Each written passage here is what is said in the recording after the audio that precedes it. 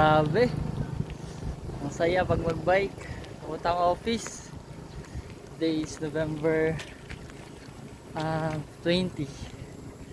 November 20 kasi 19 tayo kahapon. So ito, first time kong nagbike papunta ang office. Dati ang bike na lang. Kaya dream ko siya. Yan, may mga baka po. Yan.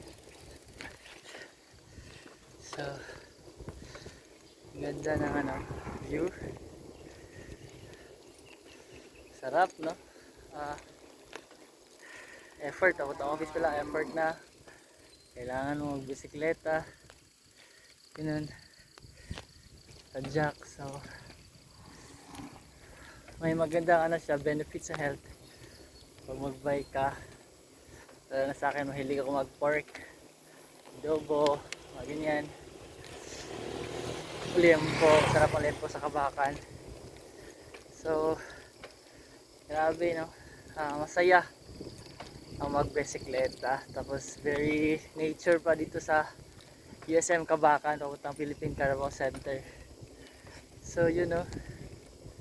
Sarap.